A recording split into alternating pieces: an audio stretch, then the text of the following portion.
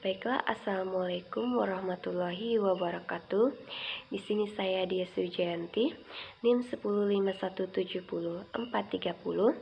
Di dalam video ini, saya akan mencoba menjawab pertanyaan yang diberikan oleh Bapak Z. Haryanto, yang mana pertanyaan ini untuk memenuhi tugas ujian tengah semester dengan mata kuliah Tata Kelola Keuangan Pemerintahan. Baiklah, langsung lanjut pertanyaan yang pertama. Jelaskan definisi keuangan negara, ruang lingkupnya, dan azas-azas pengelolaan keuangan negara. Baiklah, yang pertama, pengertian keuangan negara adalah semua hak dan kewajiban negara yang dapat dinilai dengan uang, serta segala sesuatu yang baik berupa uang maupun berupa barang yang dapat dijadikan milik negara berhubung dengan pelaksanaan hak dan kewajiban tersebut. Ruang lingkup keuangan negara. Yang pertama, hak negara untuk memungut pajak, mengeluarkan dan mengedarkan uang dan melakukan pinjaman. Yang kedua, kewajiban negara untuk menyelenggarakan tugas layanan umum pemerintahan negara dan membayar tagihan pajak pihak ketiga. Yang ketiga, penerimaan negara. Yang keempat, pengeluaran negara. Yang kelima, penerimaan daerah. Yang keenam, pengeluaran daerah. Yang ketujuh, kekayaan negara atau kekayaan daerah yang dikelola sendiri atau oleh pihak lain berupa uang, surat berharga, piutang, barang, serta hak-hak lain yang dapat dinilai dengan uang, termasuk kekayaan yang dipisahkan pada perusahaan negara atau perusahaan daerah. Yang kedelapan, kekayaan pihak lain yang dikuasai oleh pemerintah dalam rangka penyelenggaraan tugas pemerintah dan untuk kepentingan umum. Yang kesembilan, kekayaan pihak lain yang diperoleh dengan menggunakan fasilitas yang diberikan pemerintah.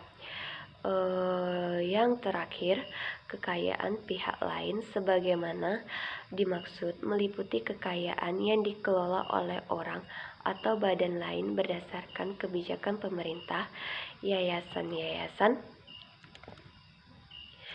dan di lingkungan kementerian atau lembaga atau perusahaan negara atau dan daerah. Azas-azas keuangan negara.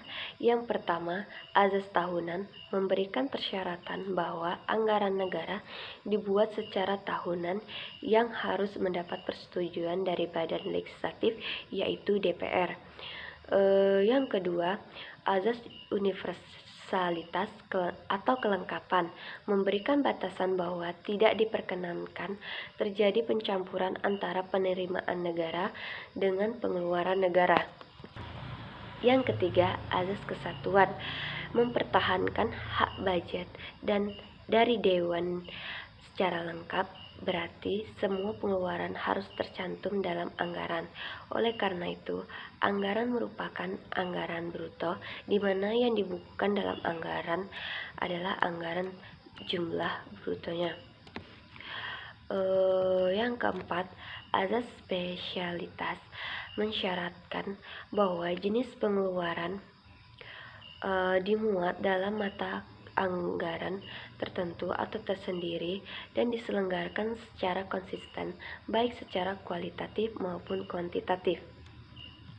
Yang kelima, azas akuntabilitas berorientasi pada hasil, mengandung makna bahwa setiap penggunaan anggaran wajib menjawab dan menerangkan kinerja organisasi atas keberhasilan atau kegagalan suatu program yang menjadi tanggung jawabnya. Yang keenam, azas profesionalitas mengharuskan pengelolaan keuangan negara ditangani oleh tenaga yang profesional. Yang ketujuh, azas proporsionalitas. Pengalokasian anggaran dilaksanakan secara proporsional pada fungsi-fungsi kementerian atau lembaga sesuai dengan tingkat prioritas dan tujuan yang ingin dicapai. Yang kedelapan, azas keterbukaan dalam pengelolaan keuangan negara mewajibkan adanya keterbukaan dalam pembahasan, penetapan, dan perhitungan anggaran serta atas hasil pengawasan oleh lembaga audit yang independen.